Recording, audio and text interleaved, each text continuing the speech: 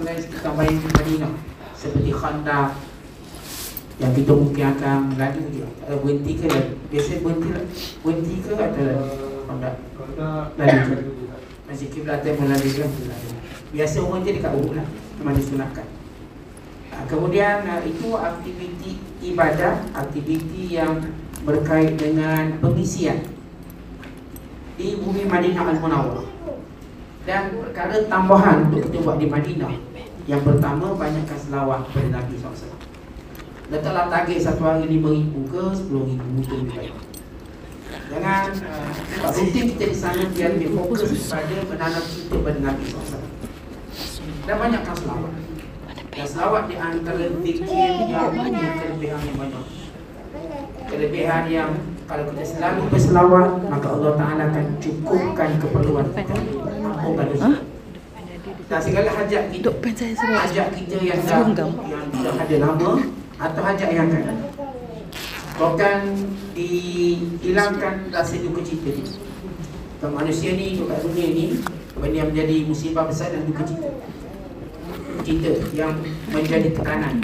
Dia bukan masalah, masalah tak ada masalah. Senang kan? Masalah yang menyebabkan kita sedih, masalah. Allah ya Allah. Kalau masalah tu kita tak sedih apa-apa, tu okey. Misalnya hilang duit 100 itu, dah hilang 100, tak ada apa. Okey, tak ada masalah. Kereta kita accident, bagi kita tak ada masalah, okey. Yang dia masalah bila dia sentuh hati kita, kita pun sedih. Hilang slipper, kita pun sedih, 3 hari sedih, tak terlalu makan nasi. Itu maksud sedih. Dia bukan musibah itu. Sedih, sedih. Ada orang yang musibah dia okey, tak ada apa. Yang tu hilang, yang ni tak ada, yang ni mati. Bagi dia biasa sebab dia pun faham tentang sunnatullah atas muka bumi ini. Kerana itu kelebihan selawat, dia menghilangkan sedih. Sehingga setiap musibah tu kita boleh lalui dengan cara yang kita sebut cara yang begitu kerana kita akan melihat pahala, bukan melihat ujian. Ini yang kita nak dapat daripada kelebihan selawat Nabi SAW. Jadi fokuskan selawat. Terakhir ibu-ibu, tuan-tuan, kalau jemaah dapat 5,000, bagus. Pasal 5,000 banyak Ustaz. Nanti tak sempat nak cakap yang ini saya. Tak sempat nak cakap dengan suami saya, kawan-kawan. Target 1,000. 1,000 pun masih banyak. Just ambil setiap waktu solat. 5 minit, 10 minit sebelum bangkit, bangun balik hotel. Gunakan solat. Kalau kita tak boleh secara, kalau nak buat macam berterusan setiap hari, macam takut lupa, tak ingat, duduk satu tempat, kita ada 5 waktu solat, 5 kali pergi masjid. Gunakan ruang tadi 5-10 minit untuk selawat 100 kali ke 200 kali satu waktu solat. Jadi kalau 5 waktu solat 1,000. Kalau boleh buat banyak, lagi bagus. Itu yang harus belajar pada sahabat. Kebaikannya pada kita. Dan yang perlu kita fokus di Madinah Al-Munawwarah ialah cubalah khatam Quran. Kita ada 4 hari di Madinah, cubalah. Kalau tak boleh, biar Madinah dengan Mekah khatam Quran. Kalau boleh, biasa saya akan cuba untuk boleh. Sebab kita dah tak ada komitmen lain berbanding kita duduk kat Malaysia, di Hanong. Ada orang-orang tertentu rumah yang jaga kena sapu. Sana tak payah fikir, tak payah nak bersih bilik hotel, tak payah. Ada yang tukar bersih, tak payah fikir nak basuh tuala, tak payah. Just kita fikir ibadat dan kembali. Dan cubalah khatam Quran. Kalau berjaya khatam Quran di Madinah, satu kemudian dapat khatam di Madinah. Atau saya kata kalau macam berat 4 hari tak sempat kerja, saat ni macam banyak 4 hari. Ini dah 7 juzuk lebih saya kena baca, 7 juzuk setengah. Untuk dapat 30 juzuk. Takut demam misalnya, maka kita target dekat Madinah berapa juzuk. Sempat berapa? Okey, sempat Madinah 10, nanti kat Mekah lagi 20. Kat Mekah 7 hari. Jadi mungkin lebih panjang lagi waktu. Dan itu perisian yang kita akan buat sendiri. Itulah dia yang kita perlu buat di Madinah. Dan yang tambahan, sunat juga kita membeli belah di Madinah sebagai satu sokongan pada penduduk Madinah, kerana Rasulullah mendoakan keberkatan, sukatan, timbangan dan jualan di Madinah. Dan kita dapat doa. Jadi kalau lalu orang cakap nak beli kat Madinah ke nak beli kat Mekah, kita beli dulu.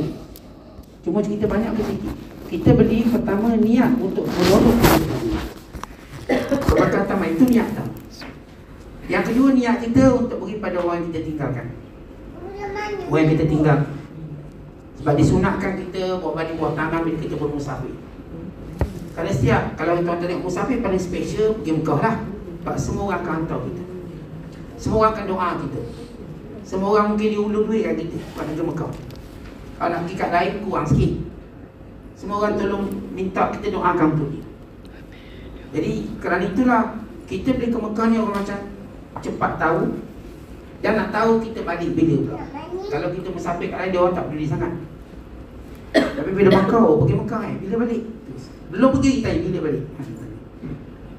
Artinya perginya didoakan, balik dinantikan.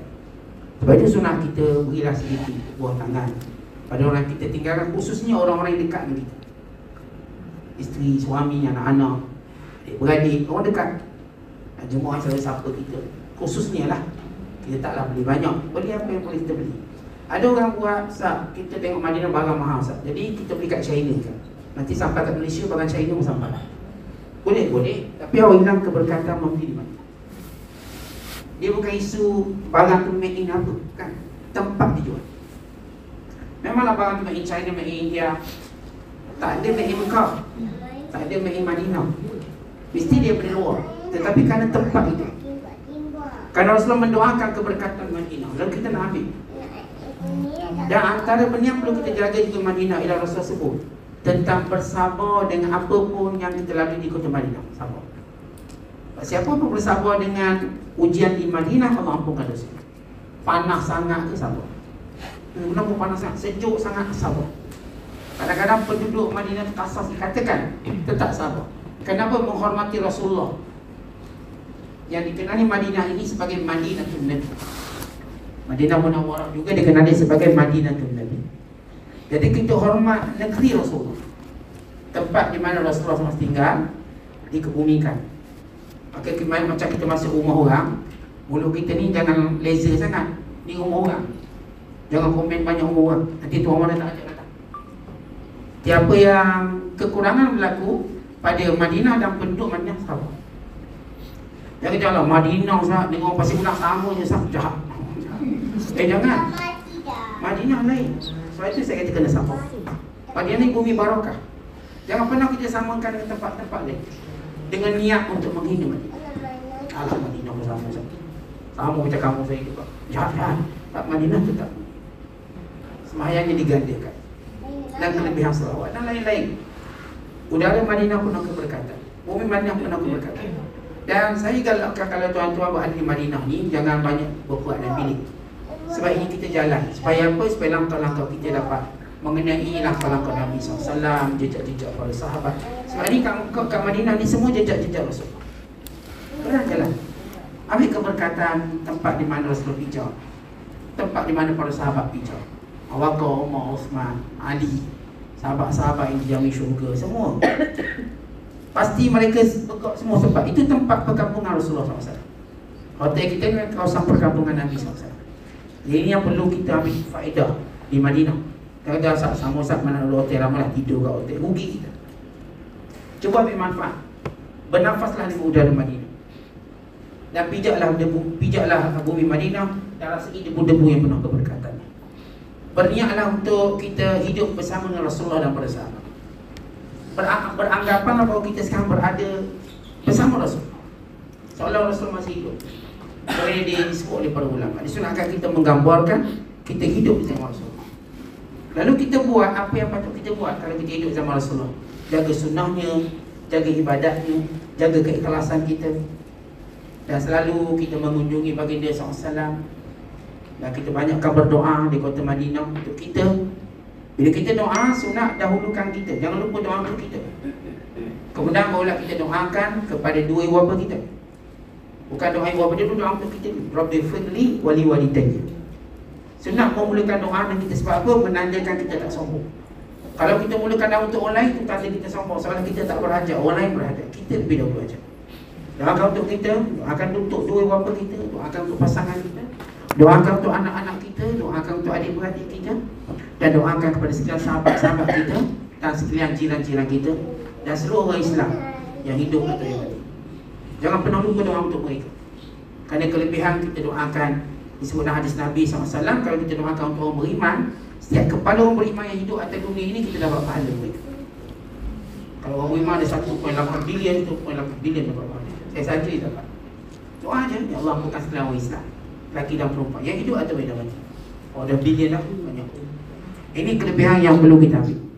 Baik di Madinah atau dengan pengurusan sejuk travel atau mana-mana travel, ada benda yang kita kena faham. Mereka juga manusia. Kadang-kadang adalah masa bas lambat, itu normal. Bagi orang yang mungkin anggap perlu perfect, kalau dapat perfect, alhamdulillah, syukur pada Allah. Itu dia bonus lah. Tapi sepanjang kita orang adalah benda-benda yang kita mungkin tak jangka. Tapi kita mengambil sikap sabar dan berdoa. Kita tentang muluk ni, di muluk ni, kita jangan cepat kritik. Itu bahaya. Tapi belajar untuk sabar.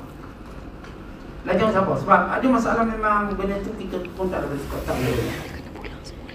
Terutamanya bila bas ni kan, dia tak boleh berhenti suka-suka dia, nanti kena saman.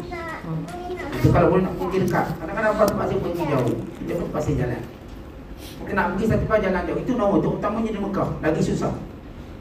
Jadi ini salah satu daripada, anggap ini salah satu cara kita dapat pahala. Jangan anggap ini masalah saya dulu Sabtu balik masuk bilik tu, lepas tu parking kat bilik hotel. Saya duduk banding, sebab benda tu takkan sama. Even travel yang sama kalau pergi sekarang mungkin lain pula.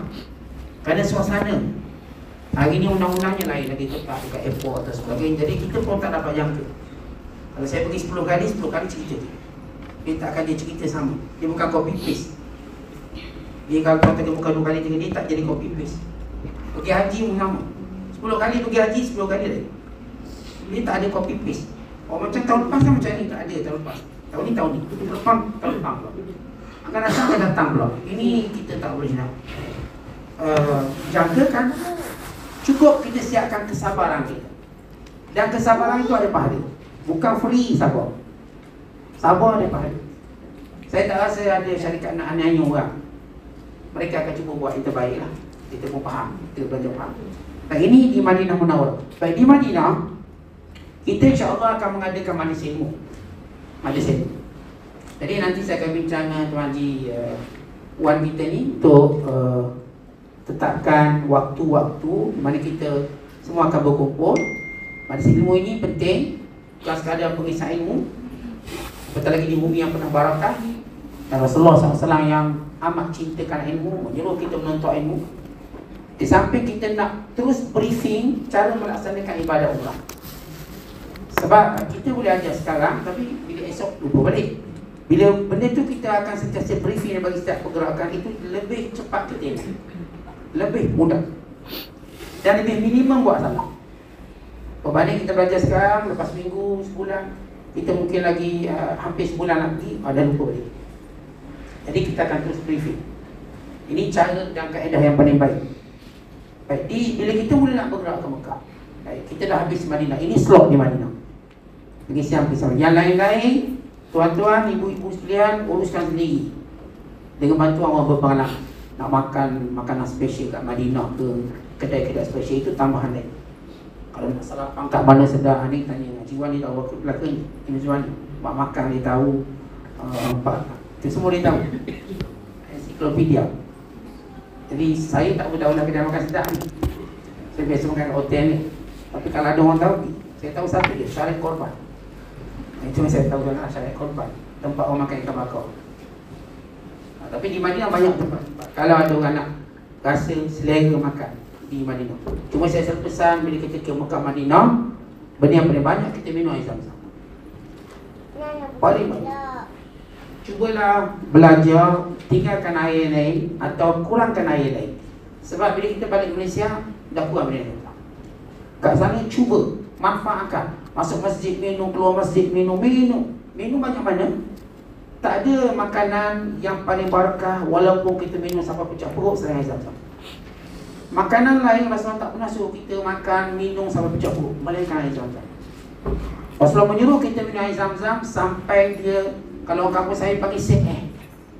Seheh ni maksudnya sampai ke rusuk. Dia bukan perut. Perut tu tenang ke rusuk. Sebab dengan cepat dia turun.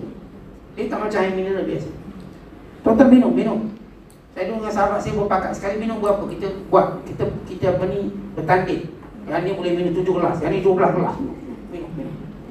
Sampai rasa nak muntah. Yang itu disunatkan. Minum sebanyak-banyak. Minum dengan niat yang pertama, Allah Ta'ala kukuhkan iman. Allah beri kita ilmu yang bermanfaat. Allah terima amalan kita. Dan tambahan, tujuan minum disembuhkan semua penyakit kita. Penyakit paling utama penyakit hati lah. Yang kedua semua penyakit kencing manis, darah tinggi, gaul, minum dengan niat itu. Kerana Nabi menyatakan ma'u zamzam lima syuribalah. Air zamzam ikut niat. Niat, pasang niat betul-betul minum. Niat saya kalau boleh dengar kuliah tak nak ngantuk, minum air zamzam. InsyaAllah lepas tu tak ngantuk. Ada niat macam tu. Niat insyaAllah tak ngantuk. Setiap kali kita dengar kuliah tak ngantuk, selalu minum air zamzam pun. Dulu Imam As-Suyuti bila dia minum air zamzam, dia niat mengarang kitab seperti Ibnu Hajar dan seperti Bulqini. Akhirnya dijadikan, dia bolehkan kitab. Al-Imam Al-Baghdadi, dia bila minum air zamzam, dia niat untuk karang kitab berpuluh jilid. Akhirnya Allah makbulkan siap kitab ensiklopedia Baghdadi atau disebut bahasa Tarikh Al-Baghdadi. Berpuluh jilid kitab itu. Berkat dia minum air zamzam. Jadi ibu-ibu, tuan-tuan, bila minum air zamzam, daripada niat minta Allah Ta'ala ampunkan dosa kita, tetapkan iman kita, terima amalan kita, kesembuhan penyakit, buat ada benda-benda hajat dunia tertentu. Minum kita niat supaya kita sentiasa punya idea setiap kesulitan dan kerumitan. Dia ada idea, solusi. Minum dengan niat supaya kita ini sentiasa berani, tak takut. Dia bunyi pintu dah pergi hantu, takut. Biar berani. Balik Mekah, balik Madinah, balik berani. Kalau hantu ketuk pintu, kita buka kali. Dulu tak buka, sekarang kita buka. Nak apa? Siap tanya, nak apa? Berani betul. Hantu pula takut. Dia ingat kita pula hantu. Itu lagu. Jadi air zamzam penting, niat tu. Kekuatan niat minum air zamzam. Dia bukan sekadar niat, kekuatan niat. Maksud kekuatan niat, tuan-tuan niat betul-betul. Ya Allah, aku minum air zamzam. Sebagaimana kata Rasulullah SAW, air zamzam niat orang yang meminumnya. Aku minum supaya disembuhkan sakit aku semuanya untuk aku mudah beribadah. Aku minum supaya hatiku kuat dan berani dan aku tak takut sesiapa melainkan Allah. Aku minum ya Allah supaya aku sentiasa cergas dalam ibadat. Jangan baca Quran muka surat dan muak. Buat ibadat cepat lemah. Kita doa pada Allah. Ini keberkatan air zamzam. Cuba kurangkan, kalaupun tak boleh terus, kurangkan air-air lain, banyak air zamzam. Tapi nak minum teh lain tak salah, nak minum teh doha tak salah, apa-apa pun tak salah. Cuma saya banyakkan. Khususnya kalau kita buat dekat masjid. Kalau boleh buat balik ke hotel, boleh. Sebab dia benar setakat botol mineral 1-2 dia tak marah. Tapi kalau buat panjang yang 5 kilo tu mungkin dia marah. Tapi 1-2 dia tak akan marah. Kata hari angkut-angkut, tahu-tahu dah 5 liter. Dia boleh minum selalu. Itu sebaik-baiknya. Baik, bila kita berada di Madinah, kita mula pergerakan untuk menunaikan umrah. Apa yang patut kita buat dulu-dulu? Kita nak buat umrah sahaja, sunat kita mandi. Sunat kita mandi. Dan kita cukur segala bulu-bulu kita, dan ketik kuku kita, bulu ketiak dan sebagainya. Ketik tu dulu, cukur tu dulu. Kemudian sunat mandi dengan niat mandi ihram. Baik, kita nak mandi kat mana? Kita tak mungkin mandi dekat mikot sebab orang ramai. Biasa kita mandi kat hotel. Kita dah mandi siap-siap, kita dah pakai ihram siap-siap. Yang kita belum buat, niat dan solat. Niat dan solat belum buat. Okay, kita akan bergerak naik bas untuk bukan naik kereta api, maaf, kereta api kan. Mula-mula naik bas pun naik stesen kereta api. Stesen kereta api ni, saya nak ingatkan, oleh kerana kereta api ni laju. Kalaupun dia slow dekat Mikot, Biru Ali atau panggil Aubar Ali, dia macam sekejap sangat. Selalu orang terlepas biasa. Once kita naik kereta api, bila bergerak saja kita mula pasangnya. Nawaitul umrata wa ahramtu biha lillahi ta'ala. Sahaja aku melaksanakan umrah dan aku berihram dengannya kerana Allah Ta'ala. Yang paling minimum, sahaja aku melakukan umrah. Minimum. Kemudian sunat kita sebut lepas tu, labbaik Allahumma umrah. Selamat datang ya Allah, aku datang padamu melaksanakan umrah. Labbaik Allahumma umratan. Sunat kita sebut. Dan di samping kita niat syarat, khususnya wanita, lelaki pun samalah, tahu niat syarat. Bila kita niat sahaja aku menunaikan umrah dan aku berihram dengannya, dan kita syarat. Bagaimana syarat kita niat? Kita sebut fa in habasani habisun fa mahalli haitsu habastani. Terjemahan bahasa Melayu, ya Allah, kalau aku dihalang dengan suatu halangan, maka aku bertahlul di tempat aku dihalang. Kalau sekiranya aku dihalang, contoh wanita tiba-tiba uzur, dihalang lah. Atau wanita ni uzur panjang, dia kat Mekah uzur dah, uzur dia mungkin biasa 8 hari, kita duduk Mekah 7 hari. Maka dia dah tahu dia mungkin uzur panjang. Kalau uzur dia niat syarat. Sama ada waktu dia niat syarat tadi uzur belum datang atau uzur dah datang. Katakan dia uzur pun dah datang, cuma dia tak tahu uzur dia berhenti berapa hari. Khususnya orang-orang yang memang uzurnya agak tak konsisten, sebagai mutahajir. Kalau uzurnya tahu 4 hari, 3 hari, itu tak ada masalah. Tapi tetap cuba niat bersyarat. Niat syarat ini disunatkan dan membantu kita. Apa tujuan niat syarat? Tujuan niat syarat, kita boleh bubar ihram kita tanpa dikenakan apa bayaran atau tak. Jadi kalau perempuan tu tiba-tiba, ustaz dah haid ni, panjang haid saya ni, ataupun saya dah haid, saya nak tunggu lama, nak tunggu dalam ihram dia susah. Jadi dia automatik dia tahlul. Dia tak terikat dengan apa berlarangan. Jadi dia perlu niat baru je, nanti dia nak buat balik. Dia automatik. Cuma sunat dia gunting sikit rambut. Bagi lelaki atau perempuan, tanda dia tahlul, isyarat tahlul. Itu niat bersyarat. Untuk siapa niat bersyarat? Yang pertama untuk lelaki, kalau bimbang dia jatuh sakit tertentu. Ada orang lelaki ni dia macam stabil, tapi kalau datang gaul dia buat, maka dia niat awal-awal supaya dia tak panjang ihram. Ataupun dia orang yang dah tua, bimbang, tiba-tiba naik lelok datang, asma datang, dia boleh niat syarat. Bagi perempuan yang belum datang uzur, atau yang uzur panjang, atau juga yang berpenyakit. Sebab dulu kita duduk Mekah 16 hari, 17 hari, biasa sempat kerja uzur. Tapi kalau sekarang, kadang-kadang duduk Mekah 4 hari. Macam ni Haji Wan dah beritahu 7 hari. 7 hari kalau uzur daripada awal lagi Madinah, insyaAllah sempat. Bimbang masa nak pergi tu uzur pula 8 hari. Memang tak buat umrah gitu, uzur. Jadi sebab itu kita niat syarat. Selepas kita niat nawaitul umrata wa ahramtu bihadillahi ta'ala, lalu kita terus sebut fa in habastani habisun fa mahalli haitsu habastani. Kalau terjemah bahasa Melayu, saja aku meniaga umrah kerana Allah Ta'ala, dan aku berihram dengannya. Sekiranya aku dihalang dengan apa-apa halangan, maka aku bertahan. Aku membebaskan diriku. Jadi otomatik, kalau ada je halangan tertentu, kita boleh bubar kita punya ihram kita tanpa dikenakan bayaran dam. Kalau tak niat macam tu, tiba-tiba ada halangan, maka kena bayar dam. Dam kita kambing seekor. Kalau sekiranya kita tak niat syarat. Baik, sebab kita niat syarat, kita sunat sebut labbaik Allahumma umrah. Kemudian labbaik Allahumma labbaik, labbaik la syarika lak labbaik, innal hamda wan ni'mata lak wal mulk la syarika lak. Bagi lelaki sunat dikuatkan suara, bagi wanita dengar sendiri je, tak boleh dikuatkan suara. Lelaki sunat kuatkan suara dia. Itu bila dia berihram. Semenjak dia niat tadi, saya dah sebut, bila kereta api jalan ni kita mula niat. Kenapa? Takbir wali dia tak berhenti sekejap, laju. Tak ada. Saya nak raung pun tak sempat. Biasa kita mutawid, kita akan raung kita niat sampai ni siap lagi. Sebab dia lebih kurang 5 km je daripada jauh kereta api tu buka, 5 km, tak jauh sangat. Kurang 2-3 minit dah sampai. Jadi kita saya belum niat lah ustaz. Kita terniat awal tak apa. Jangan terlepas. Bila terlepas, kita kena beda. Dam seekor kambing. Atau tak nak, patah balik. Patah balik mustahil lah. Bukan zaman dulu kita naik kuda boleh patah balik. Naik kereta api jalan sekali. Kalau suka nak patah balik, memang tak adalah patah balik. Bayar tu kambing seekor. Kerana itu kita niat dia bergerak saja. Nanti kita akan tak nikmat lagi bergerak. Jadi kita dalam ihram, bermulalah larangan kita. Tak boleh pakai minyak wangi, tak boleh kita cabut rambut atau janggut, tak boleh kita potong kuku. Bagi lelaki tak boleh tutup kepala, bagi perempuan jangan tutup muka pun dah. Ataupun pakai sarung tangan, tak boleh lah. Dia nampakkan tangan dia, zahir dan batin, dan juga wajahnya. Kalau ditutup, dia akan kena bayar rendah. Bergerak terus bertabiah sampai dah kita ke Mekah. Kalau kita memanglah biasa nak cepat, selalu kita bagi taklimat keselamatan. Sampai ke Mekah, berkumpul dulu, kenal bilik betul-betul, tingkat betul-betul, lift yang terdekat, kenal dulu semua benda tu.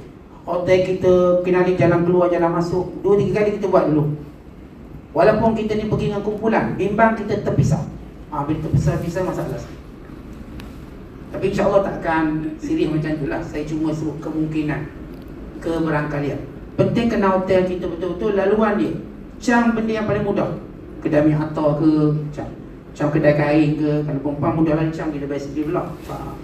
Lelaki pun sama, dia kena belajar cam. Tempat yang paling hampir dengan lift dia, nombor lift dia. Kerana kalau kita duduk hotel tu, semua lift pergi sana. Dia tingkat dia cuma hujung ke hujung je. Cuma kalau kita tak biasa, kita macam gabras lah. Kalau dah biasa, semua hotel mau Big ke, Pullman ke, semua lift sama je. Kita cuma kena bergerak daripada atas. Lupalah semua hotel. Kayak Hana ke, semua hotel, kebanyakan. Baik, bila kita akan bergerak, nanti ada mutawif khas. Mutawif khas ni, dia akan bawa kita untuk masuk ke Mekah, untuk masuk ke kawasan Kaabah, untuk kita tawaf dan sa'i dan tahlul dan balik ke hotel ni. Ada mutawif khas. Dia akan tunggu kita dan kita akan bergerak sama-sama. Baik, bila kita bertalbiyah, masuk saja masjid, kita akan baca doa masuk masjid. Pada ringkas je lah kita semua, Allahumma inni as'aluka min fadlik, Allahumma ftah li abwaab rahmatik. Ya Allah, bukakan pintu rahmat. Ringkas je, Allahumma ftah li abwaab rahmatik, dengan selawat pada Nabi SAW. Baik, masuk. Sebaik saya kita nampak Kaabah, berhenti talbiyah. Berhenti talbiyah. Di Kaabah je berhenti talbiyah. Apa kita nak buat? Kita mulakan berzikir. Mula zikir apa-apa zikir. Kita mulakan tawaf bermula daripada Hajar Aswad. Nanti muka kita akan tunjuk kat sana. Hajar Aswad, kiri kita bagi lelaki sunat ittiba'. Itu bahu kanan dibuka, bahu kiri ditutup. Dan sunat melakukan ramal, iaitu berlari anak-anak seperlahan-lahan. Untuk tawaf yang pertama sehingga tawaf yang ketiga. Yang lari ramal, lari anak-anak. Bagi perempuan tak ada kaitan. Ittiba' juga cuma lelaki akan ittiba' sepanjang tawaf sampai habis. Tapi sana tuan-tuan kita akan mungkin ditegur, ada orang kata tak boleh sebab kita ada sana semua mazhab ada. Dalam mazhab kita Syafi'i, mana-mana tawaf yang diikuti dengan sa'i sunat ittiba'. Ia meliputi dipanggil tawaf rukun atau tawaf kudum, yang selepas itu akan melakukan sa'i biasa yang berlaku pada musim haji. Setengah mereka cuma melihat tawaf yang perlu ittiba' cuma tawaf kudum, yang lain tak. Jadi mungkin ada orang tegur, so tutup lah. Tuan-tuan just ikut je. Sebab sana kan mazhab macam-macam. Jadi kita kena clear dengan apa yang kita faham.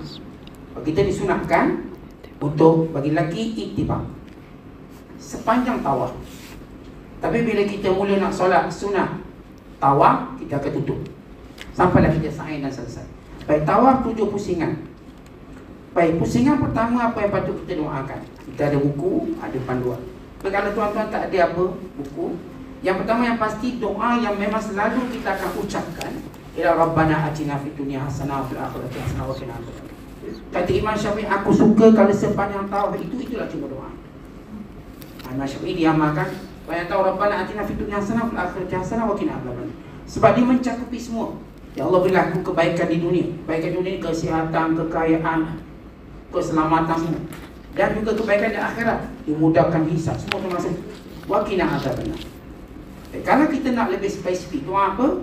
Maka doalah yang apa yang jadi masalah kita dan permintaan kita.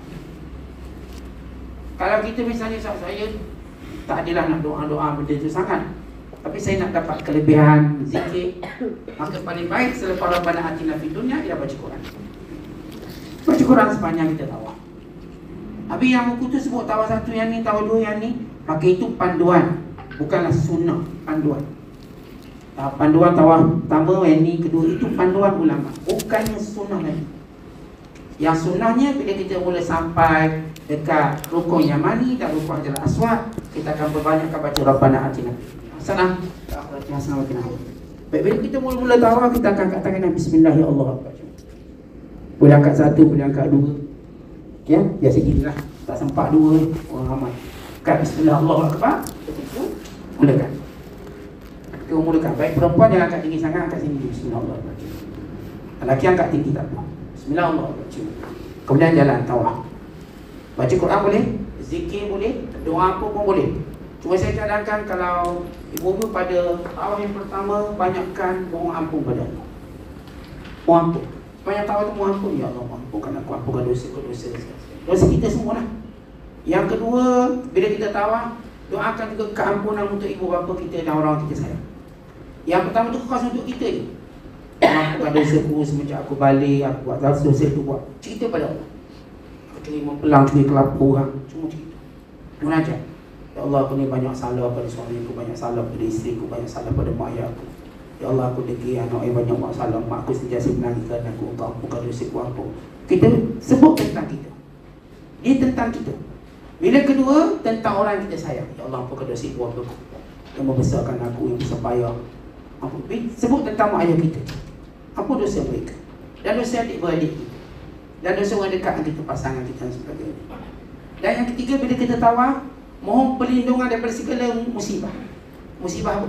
Allah jaga aku daripada COVID, daripada influenza, daripada penyakit berjangkit, daripada ta'un, daripada sekarang. Mohon pada Allah daripada semua benda-benda penyakit-penyakit dunia yang kita tak nak. Jaga aku daripada penyakit-penyakit yang sukar untuk aku berdikari. Penyakit stroke ke, penyakit kencing manis, darah tinggi. Mohon, kalau aku sakit aku masih boleh berdikari, tak perlu bergantung pada orang. Doa pada Allah sungguh-sungguh. Dan tawaf keempat, kita nak doa apa? Minta apa benda kita nak minta. Tawaf keempat kita doa, ya Allah, aku nak ni, doa ni. Nak. Kita minta. Yang kelima, kita doa, kita tawaf, kita doakan untuk apa yang dikebaikan kita di hari akhirat. Nak syurga, mudah hisab, dilapangkan kubur semua. Itu doa kita yang kelima, pada tawaf yang kelima. Dan pada tawaf keenam, doakan kepada umat Islam semuanya.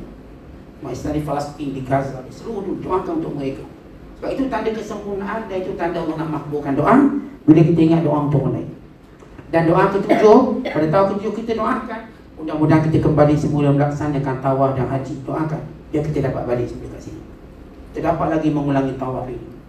Kita, anak-anak kita, biar semua keturunan kita berpeluang datang ke Mekah tanpa ada halangan apa-apa. Minta, ya Allah, murahkan rezekiku, berikan kesihatan untuk aku datang setiap bulan, setiap tahun, setiap waktu. Jangan kau haramkan, jangan kau jadikan ini akhir tawafku di sini dan akhir jemputanmu padaku, ya Allah. Jemputlah aku lagi, jemputlah suamiku, jemputlah isteriku, jemputlah ibu ayahku, jemputlah anak-anakku, dan jadikan keturunanku semuanya, ya Allah, mendatangi rumahmu, berdoa dan beribadat padamu. Itu cadangan, itu bukan sunat, itu cadangan. Kalau ibu nak buat, Ustaz, saya nak macam ni, Ustaz. Tawaf pertama, kedua, ketiga saya nak mohon ampun, silakan. Tawaf keempat, kelima, keenam saya nak minta semua permohonan saya dunia dan akhirat. Yang ketujuh baru saya nak minta biar Allah Ta'ala jadikan saya sentiasa datang Mekah, umrah atau haji. Sentiasa. Saya tak pernah rasa bosan, saya tak pernah rasa beban, saya tak pernah rasa nanti habis duit lah, tak nak. Biar kita rasa macam excited. Tempat ini tempat paling kita excited datang anytime. Yang tempat ini jadi penghibur kita, tempat ini jadi kerinduan kita, tempat ini jadi tempat kematian kita. Itu yang kita doakan. Selalu doa, ya Allah, terima umrah kita, terima haji kita, terima tawaf kita, terima ibadat kita. Dan jangan lupa kita doakan juga muka Allah Ta'ala terima semua sahabat-sahabat kita yang datang bersama kita. Kalau kita doakan untuk orang-orang lain, kita pun dapat. Habis dia tawaf, apa patut kita buat? Kita akan solat sunat tawaf di belakang makam Ibrahim atau mana-mana tempat yang lapang. Solat 2 rakaat. Solat sunat kita doa panjang, doa lah benda pun. Lepas tu sunat kita minum air Zam-Zam. Pergi ke Zam-Zam minum. Minum banyak mana? Tengok ada kategori kuat kencing, dia mungkin boleh minum sebab lepas ni nak saing. Tapi kalau orang tu jadi okey, saya biasa, minumlah sebanyak boleh minum.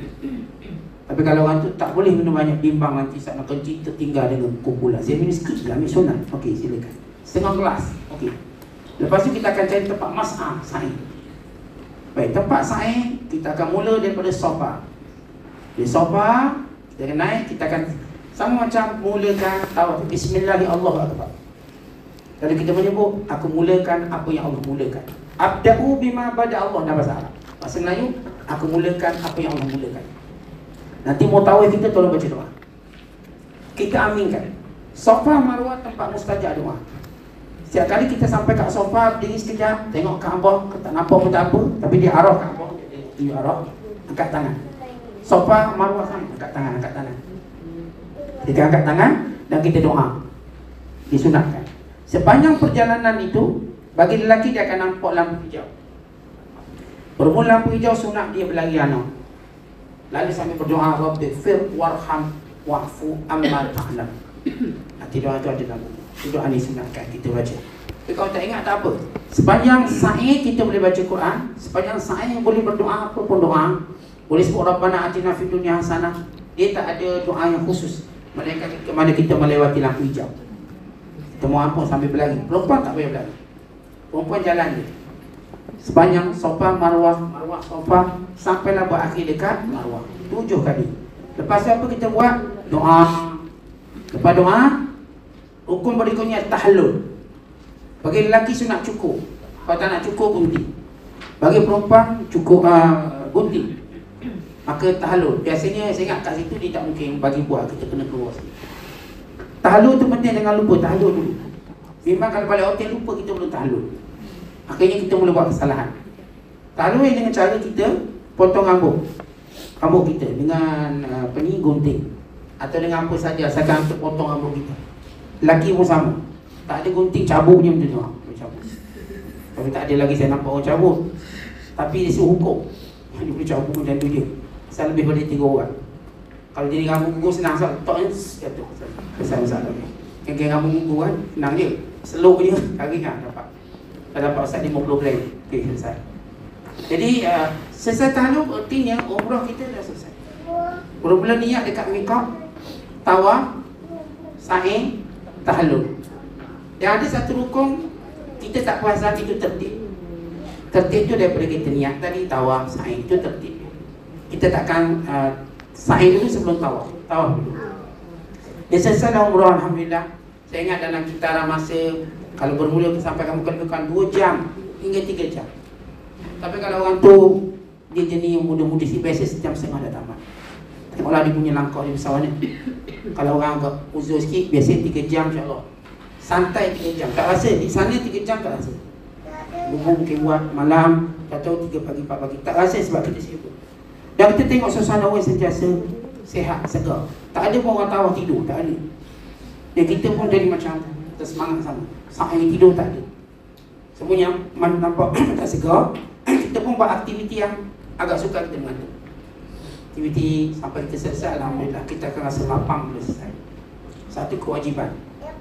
Dan yang nak ulang balik umrah, dia akan buat benda yang sama. Dia akan cari tempat untuk niat. Pada mandi sunat ihram sekian. Maka masuk balik Mekah, tawaf, sa'i, tahallul, selesai. Ada orang buat sehari 2 kali, 3 kali.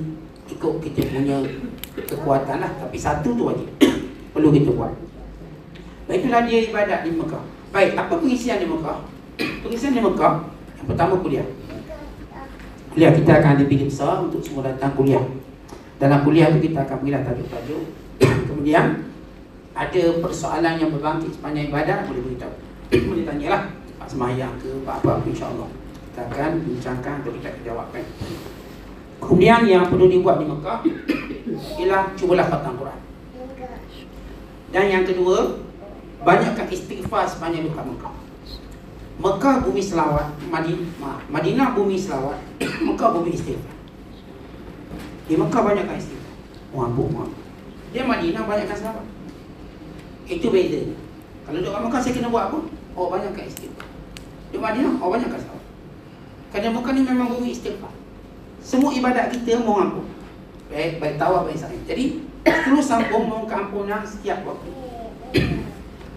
Sampai saya sebut khatam Quran. Dan perbanyakkan pergi ke masjid. Melainkan kita uzur lah. Uzur, tak kuat, tak boleh paksa diri. Kalau kita uzur, kita tak pergi pun dapat pahala macam pergi. Sebab kita tak sihat. Dan ini disebut hadis Nabi SAW, dapat 100,000 juga walaupun sebenarnya kat bilik. Kenapa? Sebab saya tak pergi sebab tak sihat. Atau sebab uzur tertentu. Alhamdulillah, kita nak pergi satu masjid tu jauh juga. Walaupun nampak hotel tu macam disebut 50 meter. Bunyi 50 meter tapi jalan jauh. Turun lift, naik lift, jauh. Itu kira-kira kat 1 kilometer juga sampai. Mungkin. Jadi bagi orang yang mungkin tak kuat lutut dan sebagainya, dia tak boleh nak terkejar-kejar. Misalnya tak kuat, tak apa, dia boleh salat tak bilik. Tapi kalau mampu silakan. Perlahan-lahan pergi lebih awal. Banyakkan ke masjid kerana fadilah ni 100,000 kali. 100,000 kali ganda. Dan apa lagi yang perlu kita buat di Mekah? Kita juga menyelusuri sirah Rasulullah. Nanti kita akan pergi ke Gua Thur, kita akan pergi ke Gua Hira dalam laluan dalam ziarah kita. Dan kita akan pergi ke kawasan-kawasan haji seperti Padang Arafah, Mina, Muzdalifah. Ini kita akan lalui sebab yang belum pernah pergi haji, dia dapat fee tempat-tempat yang kalau pergi haji tempat dia tak jauh. Nanti kita akan ulang buat umrah sampai kita belajar sejarah Hudaybiyah, sejarah-sejarah perang Nabi SAW, dan kita mengenali sejarah Mekah secara umum. Itu pengisian kita. Jadi ada kita ada pengisian ilmu tetap, jadual akan diadakan nanti, insya-Allah saya akan sampaikan. Dan kita fokuskan pada baca Quran, istighfar, fokuskan kat masjid, fokuskan pada tawaf. Siapa boleh tawaf banyak, cuma saya memang dipahamkan nak tawaf kalau nak bawah lah, atau bawah atau tingkat 1 dimestikan ihram. Jadi kalau Ustaz nak tipu boleh Ustaz tipu. Kalau kita pakai baju biasa, atas lah. Tak awak pergi umrah buat. Tapi kalau sekiranya nak tipu, tak digalakkan, melainkan darurat lah. Kalau ni macam contoh, suami terpaksa temang isteri, payah lebih temang isteri, dia pun temang. Ataupun mungkin dia tua sakit, saya pun nak, tak boleh lah nak atas ni. Ni terpilih lah. Cuma kalau kita boleh tawaf ke atas lebih baik, sebab memang undang-undang ni macam tu. Kalau orang buat umrah sebab nak mudahkan orang yang buat umrah, dia boleh pakai ke ihram, tawaf bawah dia. Tapi kalau kita tak buat umrah, tawaf atas. Kalau tak nak tawaf, just solat di masjid dan banyakkan baca Quran. Dan ambil kelebihan untuk solat di Masjid Haram. Baik, seterusnya yang boleh kita lakukan di Mekah sama juga sunat membeli belah. Sunat membeli belah. Niat untuk tolong ahli Mekah, memakmurkan kota Mekah. Kerana Allah Ta'ala berjanji kepada ahli Mekah, Allah akan kayakan dengan kurniaannya. Wa in khiftum ailatan fasawfa yughnillah min fadlihi insya. Kalau kamu takut kefakiran, Allah yang akan kayakan kamu dengan keinginan, dengan kehendak Allah. Ini bila Mekah diharamkan orang kafir masuk. Jadi orang Mekah pun bimbang. Tapi kalau orang kafir tak pernah masuk, nanti kita nak bisnes macam mana?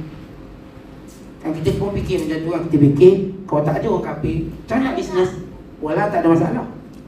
Bisnes tak ada kaitan kafir ke Muslim. Tak ada orang kafir pun okey. Mekah dulu orang kafir masuk. Jadi pedagang-pedagang Mekah bimbang, kalau orang kafir tak berniaga, susah lagi tu. Orang kafir tak dipembeli, susah lagi tu. Kalau Allah berjanji, wa in khiftum ailah fasawfa yughnikumullahu min fadlihi insya. Kalau kamu takut miskin, aku akan kayakan kamu. Maka kita tengok kat kaum tak ada pun orang kafir bisnes, tapi Allah kayakan mereka. Maka siapa yang akan kayakan mereka? Kata bila Allah yang sebut kita melaksanakan perintah Allah. Kerana sebagai janji Allah, Allah akan kayakan semua peniaga Mekah. Maka kita pun membelikan Mekah untuk menunjukkan benarnya mukjizat yang Allah Ta'ala sebut. Jadi niat pun sama, membantu ahli Mekah dan keberkatan Mekah. Itu tujuan kita membeli belah. Apa pun even membeli belah, kalau kita niatkan Allah pun dapat pahala. Lepas tu fikirlah orang yang kita jauh, kita tinggalkan untuk pergi hadiah. Baik, di Mekah ada satu benda yang membezakan Madinah, apa dipanggil tawaf wadah. Tawaf perpisahan, tawaf wadah. Ianya berlaku bila mana kita nak tinggalkan kota Mekah untuk balik ke Malaysia. Biasanya sekarang tawaf wadah dia tak macam dulu 3 jam sebelum balik. Sekarang agak sukar, kadang 6 jam sebelum balik. Banyak masalah dulu. Saya ingat 1 jam sebelum balik kita boleh lagi tawaf wadah. Sebab tu mungkin orangnya pun taklah ramai. Sekarang ni semua orang datang. Jadi mungkin kadang-kadang bukan 3 jam, 6 jam. Kadang kita nak balik petang, pagi-pagi dah buat lepas subuh tawaf wadah. Baik, bila kita tawaf wadah, tawaf macam biasa. Bagi orang tak pakai kain ihram, dia akan tawaf atas sekali lah. Sama ada dengan bagi ke, dengan kursi tolak ke, atau dengan cara biasa. Bagi orang tua-tua yang uzur, biasa dia akan pakai kain ihram untuk tawaf di bawah. Perempuan tak ada masalah, dia memang boleh tawaf. Sebab perempuan ihram ke tak ihram sama je, tak ada beza. Lelaki ni ada beza, dia cepat, polis sama boleh tangkap. Jadi kalau pakai kain ihram, kalau dia tua, tak larang, okey lah. Tapi kalau dia boleh ke atas, lebih baik. Orang uzur lah. Biasanya saya pun tawaf dah ke atas, saya tak pernah tawaf bawah. Melainkan saya katakan kalau terpaksa temang uzur, kita pun tahu ni kan temang uzur, misalnya kena buat. Tawaf dah ni, yang menjadi persoalan yang berlaku pada tawaf dah bukan tawafnya, tapi lepas tu apa boleh buat. Ini dianggap tawaf terakhir. Apa kalau lepas tawaf saya boleh nak sembahyang sunat, duha dan sebagainya. Baik, untuk solat sunat lepas tawaf cuma dibenarkan sunat tawaf. Ada pun sunat lain duha dan sebagainya, itu kita solat kat bilik. Tak boleh solat dekat masjid sebab kita akan tinggalkan masjid secepat mungkin. Kalau kita tak ambil gambar boleh tak? Baik, biasa kita suruh ambil gambar sebelum tawaf dah. Lepas tawaf kita ambil gambar macam mana? Kita ada fatwa dan fatwa dalam fatwa wilayah menyebut Kalau setakat sekepidul tak ada masalah, tapi jangan berlama-lama. Tapi ada orang anggap straight, ambil gambar pun tak boleh. Ambil gambar tak boleh. Itu lebih selamat lah. Tapi jangan bercakap pun tak boleh tak? Bernafas pun tak boleh. Mati ke atas awak. Dia macam serius kan nak patah wadah. Macam tak boleh. Kadang kita jumpa orang, kita nak salam boleh tak? Patah wadah. Tak ada masalah salam. Sebab kalau kisah ni, biasa kita jumpa semua orang. Dan kita tak sangka jumpa kawan lama. Salam, sembang sikit, tak ada masalah tu. Cuma bersegeralah keluar daripada masjid. Patah wadah keluar. Bila kita balik ke bilik, boleh tak mandi? Boleh mandi. Boleh tak saya nak makan? Boleh. Saya nak ke tandas? Boleh. Boleh tak saya Ustaz, untuk balik saya nak beli sikit-sikit, adalah barang tak cukup lagi. Boleh. Sikit-sikit tak apa. Dia benar. Yang ada, yang tak boleh langsung. Tak, ini disebut oleh Imam Nawawi tentang keharusan. Dengan syarat, kita beli ni bukanlah kita macam beli untuk berniaga. Beli sikit-sikit, kita kadang-kadang terlupa gaya suki. Ada orang pesan kita, yang kita pun beli sikit. Sementara tunggu pas. Jadi apalah kita buat, kalau saya tidur macam mana? Tidur kalau sampai esok tak boleh lah. Tapi kalau kita tidur sampai tunggu tu, tertidur saya. Itu tak ada masalah apa-apa. Sebab kita meniak menunggu bas. Sebab bas kita, mungkin saya kata berapa jam tu datang. Sebab bukan senang nak masuk. Dia ada waktu dia kena masuk. Cuma kita akan maklum pada jemaah lebih awal untuk tawadah. Supaya dia tak long, dia tak jadi kelang kabut. Dia dah tahu. Tapi ada orang dia awal sangat. Kita nak balik esok, hari ni dia tawadah. Siap tidur semalam. Tak boleh awak kena tajik ni macam lama sangat, siap tidur malam. Kalau kita tahu siap tidur siang tu tak apa. Sebab kita bukan niat untuk bermukim di muka. Ini dia boleh satu malam tidur. Ini tak dibenarkan. Jadi itu konsep tawadah. Sekiranya kita terlupa tawadah, kena bayar dam lah. Dia tak batal umrah kita, dam kena bayar. Seekor kambing. Seekor kambing tak tahu berapa ikut harga sebenarnya. Berapa? 4,500 ke 2,500. 400 riyal. Riyal lah. Riyal emas lah. Kena RM500. Jadi daripada bayar dam, baik kita buatlah benda tu. Tapi kalau misalnya Ustaz, saya terlupa Ustaz tawadah sebab tadi terkejar-kejar.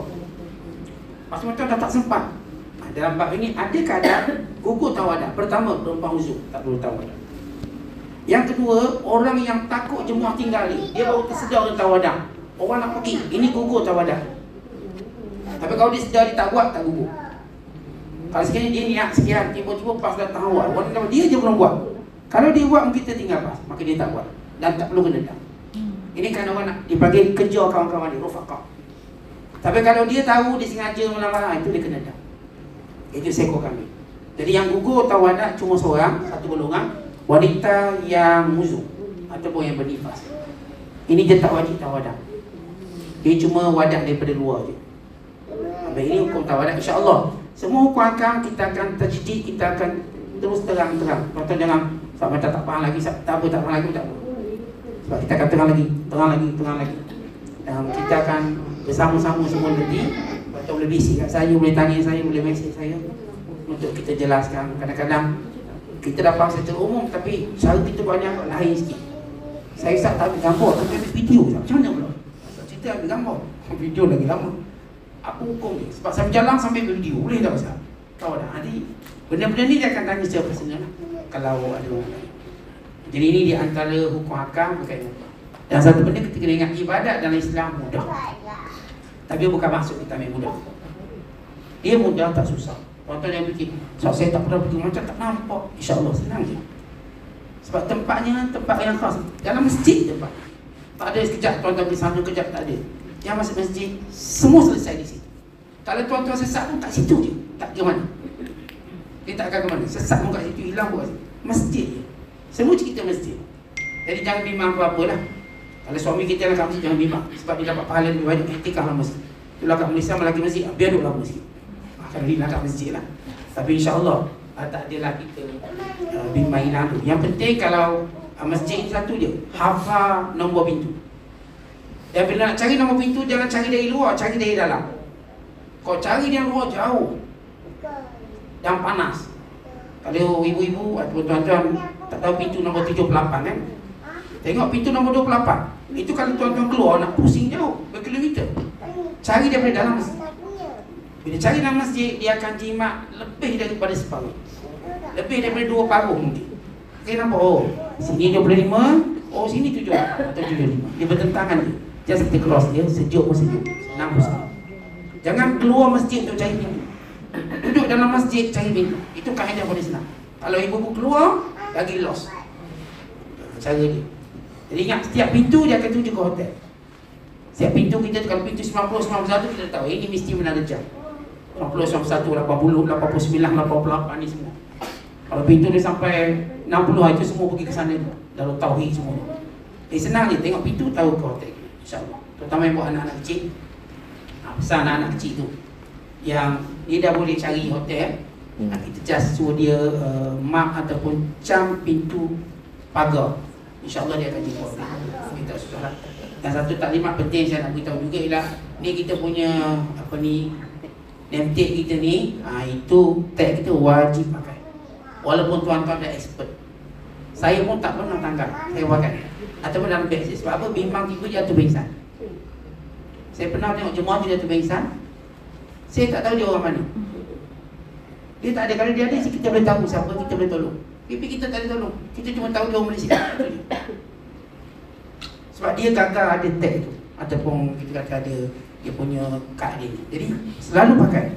Biarlah nampak macam budak sekolah pun tak apa, pakai. Kalau malu pakai, letak dalam beg. Kalau ada apa-apa, orang akan tengok beg kita. Jadi berlaku biasanya kalau waktu tiba-tiba pengsan, itu biasa.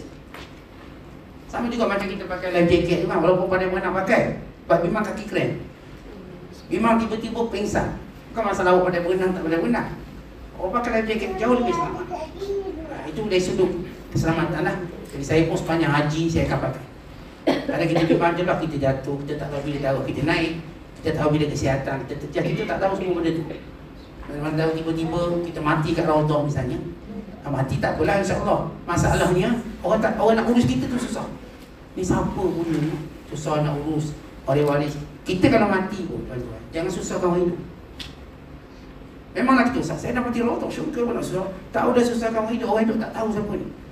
Tak tahu nak beritahu ayah awak ke, mak awak ke. Biar mereka tahu. Jadi itu penting, keselamatan. Jangan kecilkan dalam bab-bab ni. Walaupun saya kata nampak macam sekolah sangat, bukan. Ini keselamatan. Ini penting sangat. Ada nombor yang boleh dihubungi. Saya dulu ada jemaah kami hilang 2 hari. Tapi sebab dia dekat ada nombor dihubungi, jadi polis Saudi tolong call. Minta. Kita pun pergi cari dia bukan. Dia 2 hari dia dekat Mekah. Sebab tu mesti haji lah biasa.